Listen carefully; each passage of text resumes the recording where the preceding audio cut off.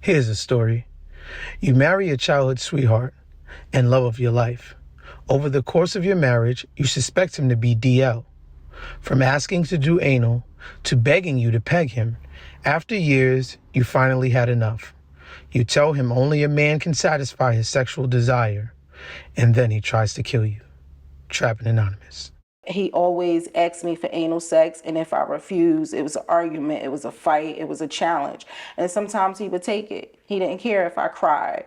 He didn't care if I was like, no, like he jailhouse rape your Anally. wife anally. The last time we went away for our anniversary, I had enough. It was like 2 years before the incident.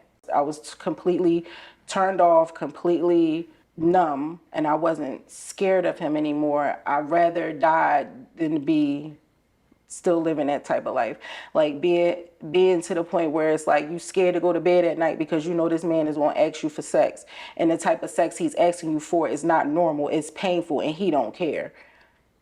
He don't care that you was up all day with 3 kids, maintaining the house, cooking and cleaning and doing whatever it is you got to do. He don't care if your period on. He don't care if you have a headache. He don't care. I just started to feel like I wasn't being loved anymore. What's good? My name is Chris Dowes. This is Trapping Anonymous, our community's #1 Black true crime show. Thank you, everybody, for helping us keep the movement moving. We can't be more grateful to you all. Please don't forget to DM me. I do answer my DMs. If you have a story that you want to get out there, or you know somebody, make the connection. I know these stories could be a bit difficult to digest at times, but I do think it is necessary to have the tough conversations, to remember that the stories that you hear reflect real life. They're here to entertain, educate, but most of all, keep your little homie off the streets. This is Trapping Anonymous. My name is Chris Dowes. Let's get it. How are you? I'm doing well, thank you. Okay. Well, first, what is your name and why is your story important? My name is Aisha. I feel as though my story is important because we're at a climax where sexuality is being challenged and studied every day. It's only best to hear experiences from people who are actually living through it. Yes, I can't agree more. Okay, take us back to the day that landed your husband in prison for 10 years. The day that happened, we had spoke briefly earlier that day about, him wanting to come home. He was just still like in that just take me back mode. And I was just like adamant, like, no, I spoke to a lawyer, we're getting a divorce. I'm serious this time because I've threatened to leave numerous times before. But that particular day, I just remember coming home with the kids. I probably went to like a PTA meeting that day. Came home and made some food. I felt good. I felt like this is it. Like I'm out. I don't have to worry about him anymore. So I cooked everything, and me and the kids just enjoyed our meal, and we washed up and went to bed to get ready for the next day. So I went to bed and everything. When I was sleeping, I kind of like, I don't know if you're a light sleeper and you feel somebody standing over you. Mm-hmm. It was kind of like that. Like I was asleep and I just felt somebody standing over me. And at the time, he wasn't living in a house. Like we had got to the point where he had moved out and he probably was out of the home for a good 2 months. Nobody knew what was going on, but he was out of the home for probably a good 2 months. And I felt somebody standing over me, so I kind of like opened my eyes and it was him. And I was just like, Tari, how you get in here? Because we had already made an agreement that he would stay out of the house until I actually moved out. And he was just like in the dark. It was just like in the dark in the doorway. And so I just immediately jumped up. I didn't have any, clothes on, so I just jumped up and grabbed some scrubs that I had in the drawer and I threw them on. And he was just like, I was like, how did you get in here? And he was like, oh, I climbed through the window. And I was like, no, you didn't. You didn't climb through the window because I locked it. And I made sure that I checked all of the windows before I had actually went to bed that night. So I knew for a fact he didn't come through the window. He pretended to give me the key, but he had a copy of the key. So all the whole time, he knew he could get back and forth and out of the house. I didn't know. So it just was like that. So I just woke up and then he just went into his spew of, take me back, we're married, you can't get a divorce, don't divorce me, you said you would never leave and things like that. And I just was like, Tyree, I'm tired, I'm tired of going through these things with you. You keep finding a reason to put your hands on me. And it's just to the point now, it's just like, you're going to wind up killing me. Like, he was my friend. So I would talk to him through his violence. Like, like, listen, you could hit me and not even mean to kill me. I could just hit my head on the table or some shit like that.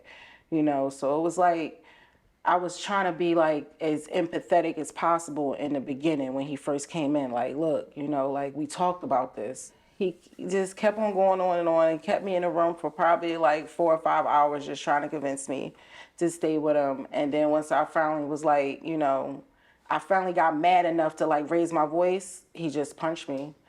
He just punched me. I fell on the floor and he just kept punching me in my face.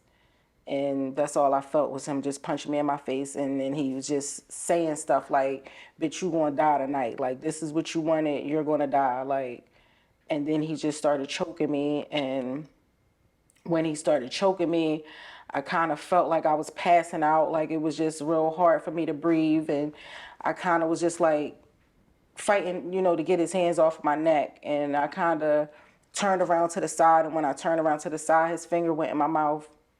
And when his finger went in my mouth, I just bit down. I just bit all the blood, the bone. I felt the bone in his hand and everything. And so then he kind of like snapped out of it at that moment because it was like his eyes was black for a while. And when I bit his hand, he kind of like snapped out of it and was like, oh shit. And he just looked at me and he was like picked me up off the floor and carried me in the bathroom and started running the water on me. And he just was like, shh, don't call the cops on me, don't get me locked up. So, yeah. And after that, I kind of was just like pleading with him to let me go to the hospital. Meanwhile, the kids is in the room. I was screaming for help, but nobody, they was young. They wasn't going to come from out of that room. So when I finally got him to let me go to the hospital, I was just like, just let me go to the hospital. I just feel like I'm about to pass out. And he kind of like led me down the steps into the basement. And I just never forget going into that basement. I felt like I was going to die right then and there because he had so many tools and so many things like saws and bats and drills, all kinds of stuff was in the basement. But I got out of the basement and I got into my car. My truck was parked in the back of the house. And when I got in the truck, he was just looking at me and he was like, I'm gonna kill myself. And he just ran off up the street the other way. And I drove my car out the alley, came around the block the long way, and ran in the house. And I called for all 3 of the kids. And as soon as they heard me, they just ran down the steps. And we got in the car and we started driving. And as I'm driving to the emergency room, I'm swerving. So a police officer was parked right there on Lindbergh Boulevard. He seen me. He just was like, pulled me over. And then when he got up to the car, he was just escorted me to the hospital. He was escorted me to the hospital. And I never forget when I got in there, he was just looking at me. He was like, you better press charges. Like, he saw my face. Like, my face was bloody. I had a gash right here that cut inside my mouth. Like, my tooth in the inside went in my mouth. So it was a big gash in the inside of my mouth that was bleeding and a gash on the outside. I had a gash down here from my tooth going in my face. And my tooth right here was knocked out from the root.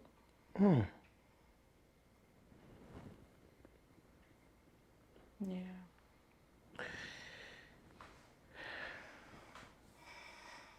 Is your kids reacting while this is going on? Do they hear it? Are they sleep through it? What? They weren't asleep. They were woke. They were literally hiding behind their room doors at the time. They wasn't asleep at all. Was this something that they were used to? Yes. they heard the violence in the home regularly.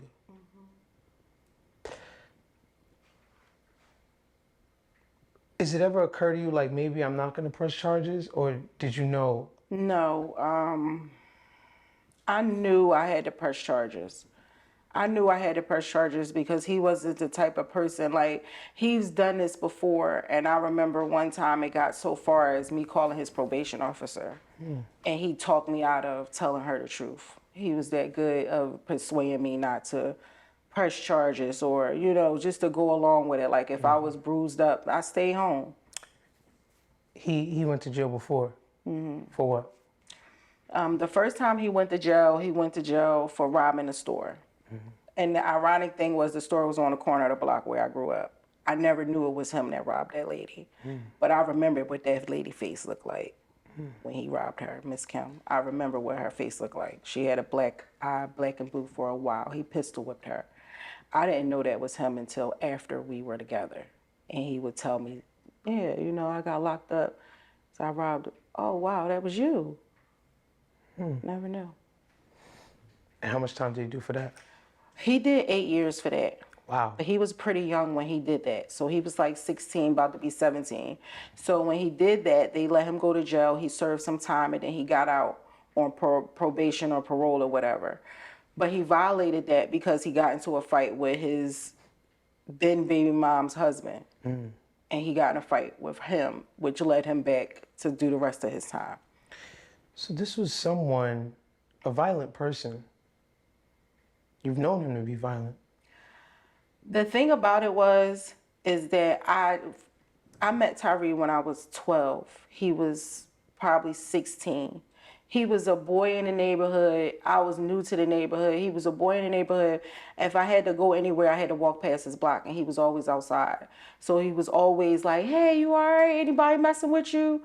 It was that type of relationship. It wasn't that I knew him. Right. You know what I'm saying? And we met back up almost 12 years later. So it went from a childhood crush to, all right, I just ran into my childhood crush. And this is at 16 years old when you meet him. He goes to prison at 17 years old, which is a year later. You told me he already had kids. He already had 2 children. 16 years old. And I didn't know that either. I didn't know none of this until I was already involved with him. Okay. When we spoke, you told me one of the things that you were able to convict him was an audio recording. What was the details of the audio recording? The details of the audio recording was just a conversation of him just like, you hear me saying, Tyree, I don't want to do this anymore. I just want a divorce. And he's like, well, I don't want a divorce. You don't have any choice. And then you hear him saying things like, well, we're married. You don't have a choice. You just don't have a choice. I don't want a divorce. I don't want a divorce. And you just hear me constantly saying, it's enough. I don't want to do this anymore. And then I kind of got smart with it at a point in time because I really felt like that night I was going to die. And I felt like he had the ability to make anything up towards me. Oh, she ran away. Right. Or, oh, she was cheating. So I started to ask him questions like, did I ever cheat on you? I mean, because I need you to tell me what is the reasons you feel like you could keep putting your hands on me. Have I ever cheated on you? Did I ever steal from you? Did I ever disrespect you? And he's like, no. You ain't never do none of that. You ain't never do that. Why you asking me that? I said, because I just wanted to be clear that I never cheated on you. I never disrespect you and I never stole from you. And in my mind, those are the type of women that deserve, if not deserve, but if a man is going to put their hands on a woman, those are the type of women. Those things happen. I didn't cheat. I never left my home. My house was clean. He was living a good life as far as me as a wife. I made sure his clothes was ironed, you know what I'm saying, before he went to work. Like, I did everything. Did you experience domestic violence as a kid? To a certain extent, like my mom and my dad was never together, but I did witness them fight, and I did know that my dad hit women. I see that commonality way too often when it comes to women that feel like there is a reason that a man could do something as heinous like that to you. We talked about what you didn't do to cause him to attack you. In his mind, what did you do? In his mind, I was leaving, and I was leaving with all his secrets.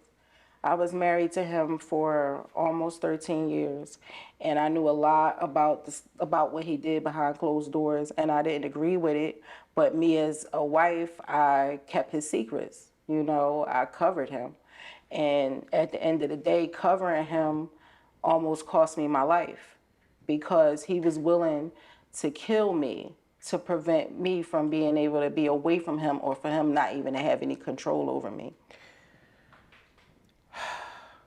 What was his secrets? His secrets was that he was very sexually confused and he battled his sexuality a lot. When it came down to being intimate with him, it got into the point where it was like I couldn't even tell if he liked men or if he liked women because he had watched tranny porn a lot. He always asked me for anal sex, and if I refused, it was an argument, it was a fight, it was a challenge. And sometimes he would take it. He didn't care if I cried. He didn't care if I was like no, like he jailhouse rape your Anally. wife anally. And the last time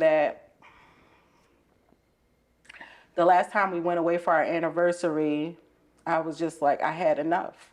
I had enough. It was like 2 years before the incident. I just had enough. I was completely turned off, completely numb, and I wasn't scared of him anymore. I'd rather die than be still living that type of life. Like being to the point where it's like you scared to go to bed at night because you know this man is going to ask you for sex, and the type of sex he's asking you for is not normal, it's painful, and he don't care. He don't care that you was up all day with 3 kids, you know, maintaining the house, cooking and cleaning and doing whatever it is you got to do. He don't care if your period on. He don't care if you have a headache. He don't care. I just started to feel like I wasn't I wasn't being loved anymore. I wasn't being taken care of anymore. I wasn't being protected. Like the person that's supposed to protect me is the one person that hurts me the most every day. And he was a financial provider. He was a very good financial provider. We always had our challenges growing up, you know, so we always know like what we want our family dynamics to be like. So I never wanted to be, you know, in the same neighborhood I grew up in, you know. So he bought us a house outside of Philadelphia. You know, he came to me like, look, this is your house. Got everything finished. Everything in the house was new. Cars new, nice ring, all of that. Do you feel like that was a form of control? That was a big form of control. And I allowed it to control me. I allowed it to be his leverage. Right. Once I stopped worrying about those things and didn't care, like, look, I'd rather live in a shoebox than to have to deal with this. They say that we change when staying the same costs us more than doing what we got to do. It would literally cost you more to sit there and wake up another night next to him than to figure it out on your own. Yeah. So many women have this dynamic, obviously, to be kept. A kept woman is like an honor, right? And in many cases, it leaves women destitute, right? Yeah. And they don't have the skills to even get up and go to work. They don't have the mind to do it, right? You don't want to do it anymore, wanna do you it know? anymore. And you're just so used to taking care of the home or what have you. And in a partnership, it works. But when you're not in a partnership, when this person is your worst nightmare, right? When did you first realize that, okay, my husband might be homosexual? The first instance that he asked for anal, you know, it was the first instance. It's like, okay, you know, but then you don't wanna put that on a person. You don't wanna be like, oh, that's why. So I challenged it a little bit. Okay, well, yeah, I don't mind doing it, but every day, you know, like What was your response when he first asked you? My first response was, "I don't. We wasn't married. Well, I don't do that. I don't do that. That's something I'm gonna say for my husband. I'm not just doing that with anybody." That was the first response. Yeah. Yeah. And then he proposed. He proposed. He proposed. He was ready. Okay. Oh wow, Yeah. I'm laughing, but this is terrible. This is terrible. So he proposes, and how long after does he like want to? Oh, immediately. Immediately. As soon as he bought that ring. As soon as the ring got on my finger, it was lights, camera, action. What? Yeah. So you're feeling like in your mind something's up, but I mean you feel like true. This is my husband. Yeah. So is this? Do you get to a point where this is something that you're enjoying, or do you always feel like this is something And it was is something that I never violation? enjoyed. I never enjoyed it. It was something that I did to please my husband. You know, that's what I enjoyed out of it. I was pleasing my husband. Right. But then when it got to the point where it was no pleasing him. It didn't matter what I did. You could tell it still wasn't enough. What do you mean by that? Meaning, like, if you're having intercourse with someone, after a while, you could kind of tell if they enjoying it or not. Okay. You see what I'm Yeah. saying? Like, you could tell if they mind somewhere else. Right. You could feel it. Right. And that's when I started to feel like this is just not about this one thing. This is a bigger issue. It's something bigger going on. And the more and more I kept quiet, the more and more he opened up. You know, I feel like if I was nitpicking him in the beginning, I wouldn't have got to as far as knowing what he was comfortable with or not. Like me being quiet allowed him to feel like, oh man, you the best girl I ever had. Like, 'cause you real cool. I could tell you anything. You know, it was Wow. like that. How did things escalate? Oh, it escalated into tranny porn. Me knowing that he watched tranny porn, like he would sit and watch, like have me try to watch it with him. Yeah, I found his hard drive on his computer. That's how it started. I found a hard drive on his computer, and he had a way of hiding his folders. So we had photos with the children's pictures, with our wedding, with cookouts, Thanksgiving. Everything was on his computer was organized. And when I saw him one day hide the folder, I was standing behind him, and I seen what he clicked on and how he clicked on the uncovered his folder. And I did it one day. He wasn't there and he wasn't home. And it was so much tranny porn on there. It wasn't so much man on man porn, but it was men that looked like women on his computer. And so by then it was like, you could tell, like, if I didn't give him the sex that he wanted or the sex he needed, he would have an attitude. He'd be walking around mean. Is either mean towards me or mean towards the kids. He just had a uptight attitude until I gave him what he wanted. And how often would this go on with you and him? Every night. What? Every night. Every night. It would be times we'd be doing it regular, and I'd be so happy, like, okay, it's just normal sex tonight. And then he'll just be like, yeah, you just let me? And I'm like, I knew it. I can't do this, and I can't. Right.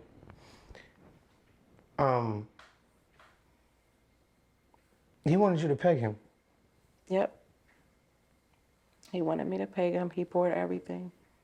He bought the strap on. He bought the dildo. He went on Amazon. He bought all of it in 2.5 seconds. It was like the conversation happened so fast where he was talking about it, and he was just like trying to make it sound like, well, it's not gay if a girl doing it. You know what I'm saying? Like I wouldn't feel like I was gay if I let you do it. You know what I mean? And I'm like, well, let's see if you would actually do it. And he actually did. He bought the stuff, and What was that experience like for you the It first was time? uncomfortable and it was nasty, and I felt like I was more in shock that he was actually doing it, and I was so conflicted. Like, this not your first time. That's like in my head. I'm thinking the whole time like, this not your first time doing this. You've done this before. You're open. You've done this before. That's what I, in my head was thinking, and it was just like, a part of me felt sorry for him because I saw how much of a length he was going through just to get what he wanted. You going through so much manipulation. You actually trying to manipulate me into thinking that this is not something that you've done before, and you're going along with it just so you can get the end result, which is this. This is what you like. And how often would you do that to him? Not often. Okay. Not often. It'd probably be like, I don't know. It wasn't all as often as other things. Okay. I guess the other question would be, why would you stay? Why would you stay? And go where? And go where? I got 3 kids that's under 10. I was working when I met him. He literally made me confined to being a stay-at-home wife. Anytime I did try to like go to school or get a job, it was a fight. And I literally had family members that made it their mind, made me know like it's no coming to your house. It's no you helping me. I didn't have any help. That's one of the reasons, and the second reason is I had a daughter by him, and I already had my own insecurities about raising her around somebody that's not her father. So, in my eyes, it was just like, you rather go through that, you know what I'm saying, have to worry about somebody being involved with your child or something happening to your kids when you leave their father, or do you just stay? And in my head, I wanted to stay, but I wanted a good ending. Right. I wanted him to be able to go ahead about his business and live his life. Right. Just be there for your kids. I didn't mind working. I know I could take care of myself. I was doing it before I met you. So that wasn't the fear. It was just that was their father, and I wanted their father to be a part of their life, not somebody else. Was he cheating on you? Yeah, he was cheating. He was cheating on me with a lot of the time that I didn't.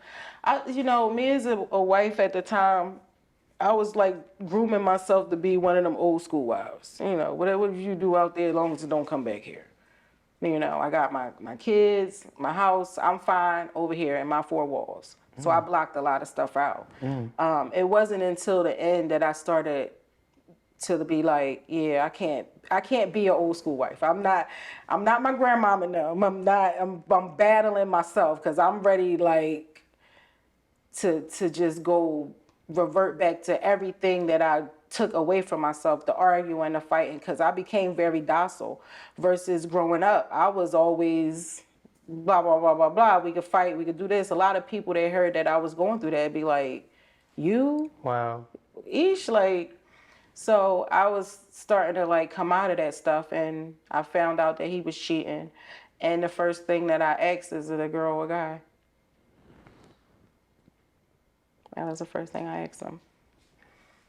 Because it's like one thing to deal with like your partner cheating, and then it's like a whole different thing to deal with your partner cheating with somebody of the opposite sex. Or the same sex. Or the same sex. Right? That's like two things you're battling. You're right. So he's battling sexuality, and you're also battling him stepping out of. So when you say, you tried to be the old school wife, you tried that, it seemed to be that it would have worked for you had he not beat you. Because because the cheating didn't make you leave. The homosexuality didn't make you leave. No, it did. Oh, it did. All of that was a part of it. Let me say this. The homosexuality is what made me really leave. Okay. I probably would have endured the beatings. Wow. I would have probably endured that, thinking that one day he could change. We could go to therapy. Wow. This could be something we could fix through church. We could do everything. to solve that anger issue, find out why it is, what triggers you, Right. what am I doing? Like that's where my mind was at. Right. But the homosexuality stuff was something that I couldn't take that. So had it been other women, you think you could have endured that? Even if it was other women, I couldn't endure it. Because I'm not a cheater and I don't play with marriage. Marriage is something different. Right. It's sacred. So once you get married, you forsaken your wants and your needs to be attracted to other people. Right. That's not just a woman, that's the man too. Right. So if I feel like I've got married, then that means I'm done. That means whatever issue you got, we're gonna work through that. Okay. We're gonna fix it. 13 years you endured cheating, him essentially being like down low, beating. Were you religious at this point in time? I've always been a spiritual woman. Always. Before I even was married, I went to church and my family, we knew who Jesus was. We knew how to pray. And I had a praying grandma, so Right. yeah. So with him, were y'all going to church together? And all of this is going on? We're going to church together every Sunday. Our kids was in vacation Bible school.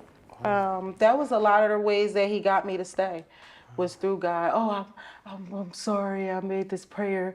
I wrote it down. We're gonna pray this prayer every night.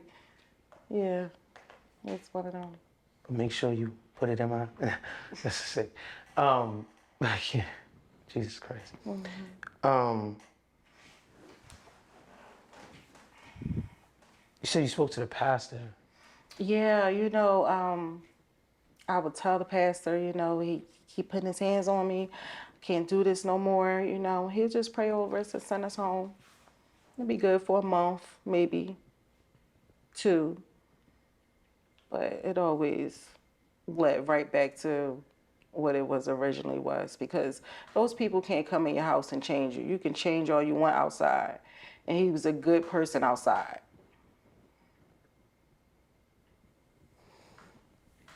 Is that one of the reasons you are no longer Christian and converted to Islam? It's a big part of it. I'm going to say prior to me taking Shahada, I was over the going to church and the whole Christianity aspect of it. I wasn't into it as I was before. It felt repetitive. It felt like it wasn't helping me and my children in our daily life. And I did take Shahada after this incident was over, and it was leading up to it, I started being more interested in the Quran, because now I'm out and I'm working, and my patients would ask me things about my name, and that's how I started to read about it. And I remember taking it to him like, this is something that I want to do. I'm about to start covering. We were still in our marriage, and he didn't mind. Right. He didn't mind.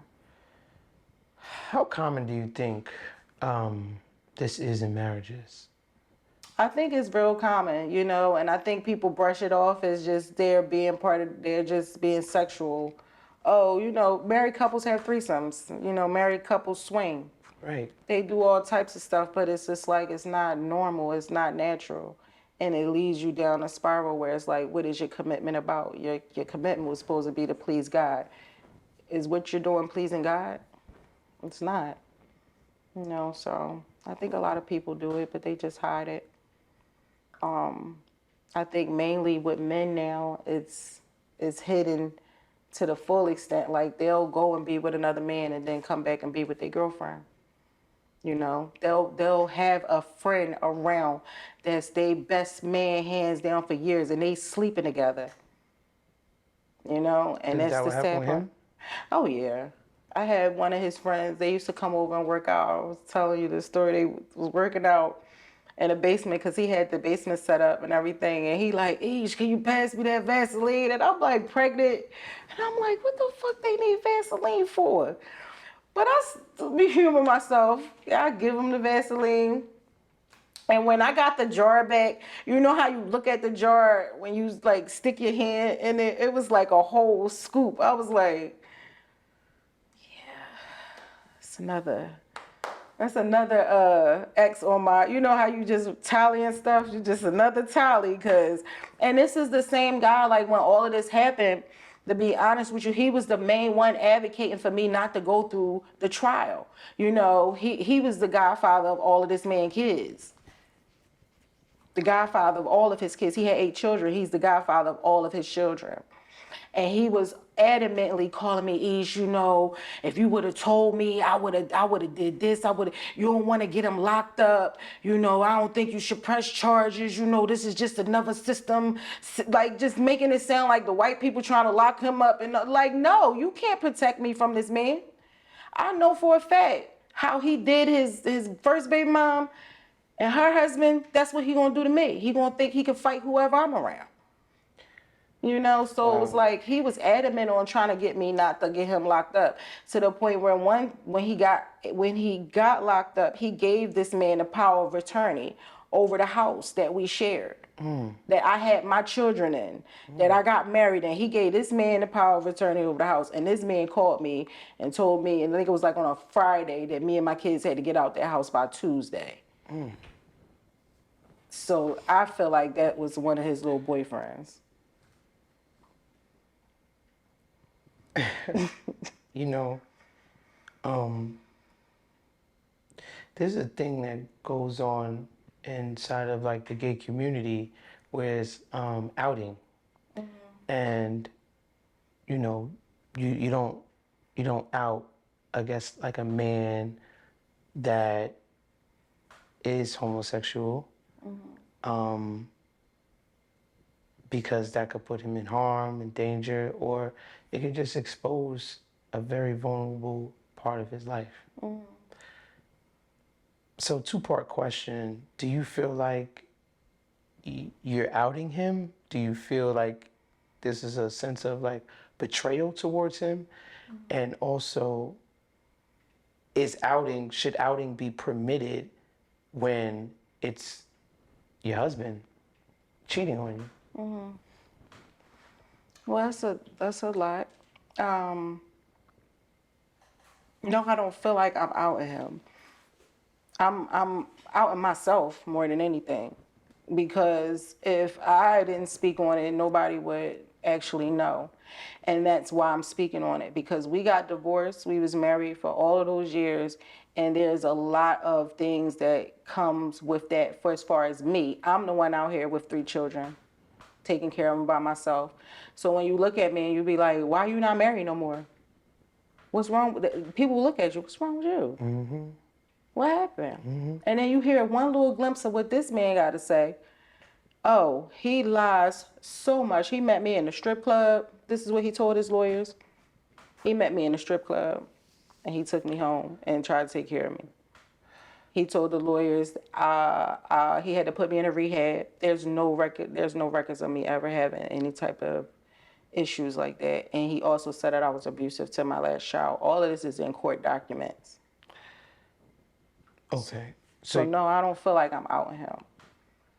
And you have 4 kids? I have 4 children, 3 by him. 3 by him. Okay. I mean, give me a second. Did you speak to his family about this? His family is the type of family that they laugh and smile like nothing's never actually real. That makes sense. Like, they don't take things serious. Like last time I seen one of his aunts, and I'm showing her pictures of, you know, the kids and stuff. She's like, how much time he got? I'm like, I don't know how much time he got. No, I don't have no tooth in my mouth. Why would you ask me how much time he got? You his family. You should know that. But it's more like I just want to see what you want to say. So it's no realness with them. Gotcha. And that's another thing that I feel some type of way about, because I spent my best years being his wife, meaning being family to y'all, being there for y'all children, you know what I'm saying? Being there for his other children. And they don't even call my children to check on them. They don't call my daughter and check on her. They don't call my boys to check on them. Right. You know what I'm saying? So it's like, I don't care about them. Oh, man. At first, I felt like I didn't want to say anything, you know, because I don't want to embarrass him. But I'm the one that's walking around here with no tooth in my mouth. I'm the one that had to pick everything up and take care of these kids That's by right. myself. That's right. So you put your hands on me. You hid who you was through me. I could have got married to somebody else that was really, really ready to be married. Do you ever go back and forth with yourself about continuously dealing with a man who was essentially dealing with other men? Yeah, I go through it a lot because I was like, I have a lot of gay men in my family. And the one gay man in my family that was like a father to me passed away. His name is David. And I grew up in that environment. I grew up around a bunch of gay men. So at one point in time, I beat myself up like, did I attract this? You know, was it something in me that he saw that, you know, reminded him of that lifestyle and why he was with me? So I changed a lot about myself because I beat a lot of myself up. Did you actually catch him with a man? I caught text messages. I caught phone calls. What would the text messages say? One time the phone kept ringing and kept ringing, and I took the phone downstairs in the basement. And I answered the phone, and it was another man on the other end. And he told me he was a registered nurse and that him and my husband was in a relationship. And I was like, well, I don't know. I just felt like a kid. Like, I'm like, what? Like, I'm pregnant. I got his child. And he was like, well, me and him been going together for years. Like, he made it seem like they knew each other for a long time. Another time, it was one of his friends, but it was just a text message. It was like the text message was like, "Hey, baby," you know. And I'm like, I'm arguing with him like, well, why would he text you that? Why would he text you, "Hey, baby," and you like, "Hey, baby, hey, boo"? I'm like, why y'all talking to each other like that? And he's like, oh, we was just playing, da da da. And I'm like, men don't play like that. Men don't play like that. But that's how he brushed it off. And a lot of the times that I would catch him, I was in a vulnerable predicament. I was either pregnant, just found out I was pregnant, you know what I'm saying? Not having any employment, you know what I'm saying? So it's not like I could just jump up and run out the door where I'm going. You know, so I started to just plan my stuff. Like, no matter how much he argued with me about me going to school, I'm not stopping. Versus before, I would let him argue with me down and then I wind up not going. No, I'm going. Is it better to be a kept woman and sort of just fulfill the motherly and wife duties, or to be a not so kept It's woman hard.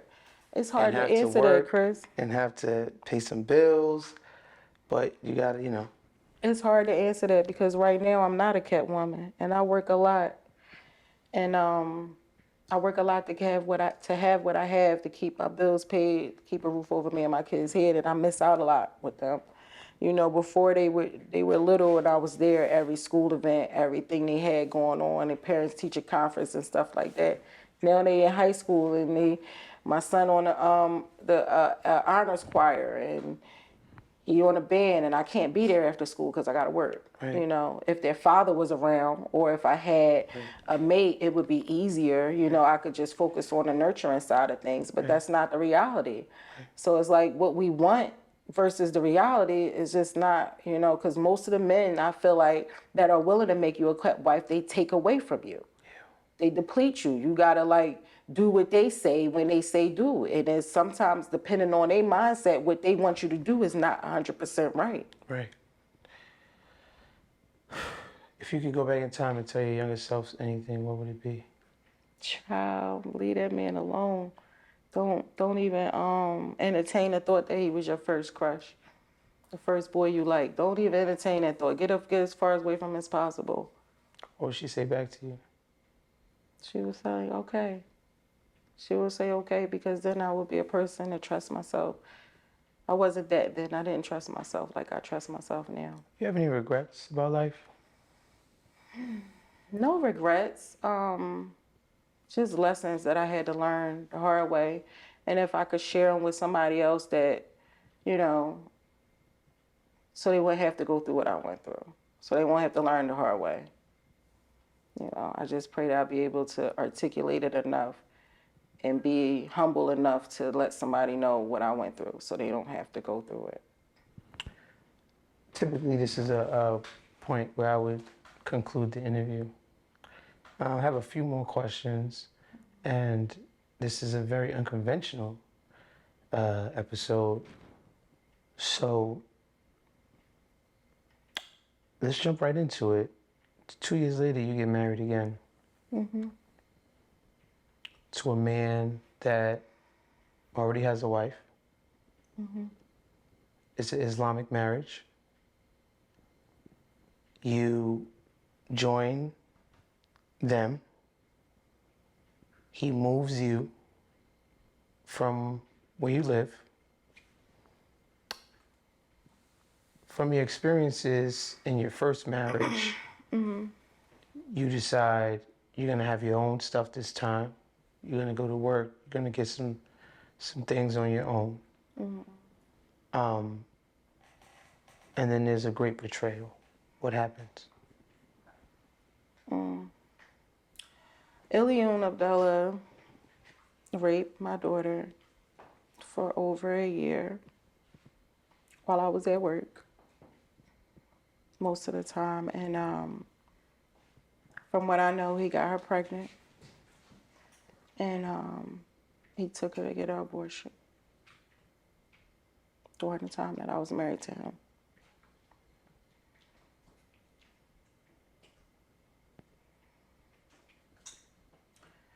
Yeah, How does that make you feel?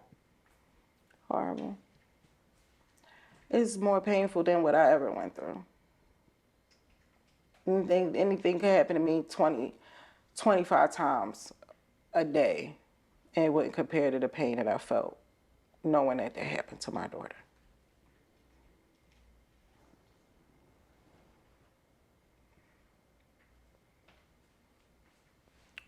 Do you blame yourself for what happened? All the time. Because I'm her mom, I'm supposed to protect her. And I didn't. And at the time, I guess she was so worried about protecting me that she didn't tell me the first time. So I blame myself, yeah.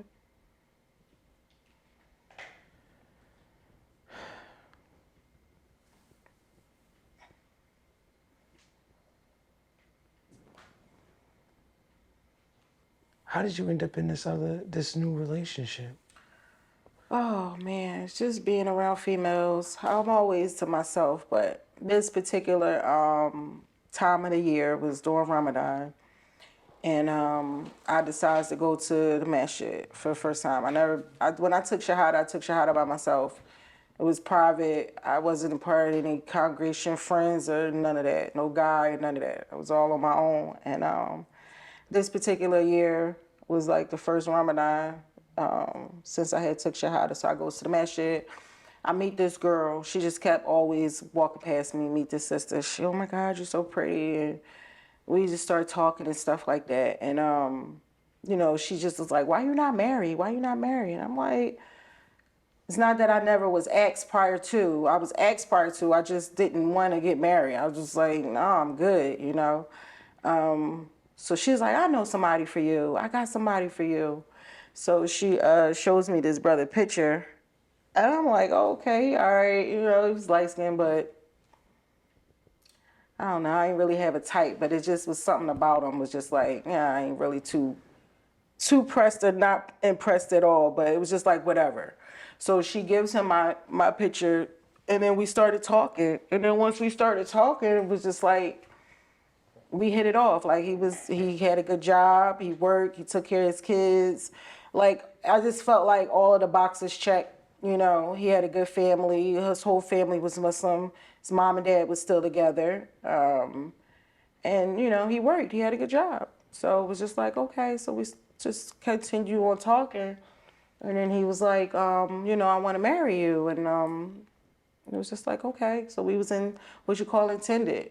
And we was intended for a few months. And He wanted me to meet his family. I came down to South Carolina. I met his family, his mom, his dad, sisters, daughters. He had mad sisters, and I think that was what made me feel comfortable with him too, because it's like you got this brother that's just like, yeah, I protect women, you know. I'm not that type. Because my biggest thing was I don't want nobody trying to mess around with my daughter, and I didn't mind saying it. I'm not marrying people that I gotta feel like I gotta worry about you if when I'm leaving to go to work. I don't need you in my life. How long before you met him did you marry him? We was probably like 11, like almost a year. Almost a year. Almost a year. You told me when you called him, he admitted it. What was that conversation? I was angry, so I was cursing and everything, and I was just like, you know, did you stick your dick in my daughter? And he was like, yeah. First he was like, oh no, she's lying, she's mad because you won't let her go to Philly, this, that, and the third. And I was like, no, she wouldn't lie to me about nothing like that. You know, just tell me the truth. Did you stick your dick in my daughter? And he was like, yeah. How were you able to get the warrants for his arrest? Just being diligent about it. First thing I did was call the local authorities, and they started up the process of the police reports and things like that. Then I called the county. They called the county where it happened at, which was Mecklenburg County. So it was just a matter of just talking to the detectives. The detectives sending her places where she needed to go, do her interviewing and process and stuff like that. And once she did all that, it was just like, yeah, the warrants were drawn up by the detective. He took her to the abortion clinic. His name was on the sign-in sheet. An abortion you had no idea of. Came home from work that day. She was asleep when I came home. Later on that day, it just was like everything was a blur, but it just seemed to me, when I look back on it, just seemed like a regular day in our house. It wasn't nothing, you know, it was no red flags or nothing for me to feel like, you know, something went wrong that day. Your daughter mentioned you would ask her periodically. You suspected something. I would ask her. I would ask her just because I always had those fears of my own insecurities. But it wasn't because you actually... It wasn't because I saw nothing. Or suspected anything. Suspecting anything, but my advice to any females watching this: if you gotta ask, go. If you gotta ask your child, it's something there. So me knowing, looking back, even though I knew I asked, because I asked my sons too, because it's not their father, you know. So just to cover bases, just let them know that I'm concerned. But if I look back on it now, and I could say to myself, if you ever had to ask, then this should have been a sign for you not to be there. This is Trapping Anonymous. My name is Chris Styles. Let's get it. What is your name and why is your testimony important? My name is Ajane Bay, and my testimony is important because I want to let other girls know to always speak up.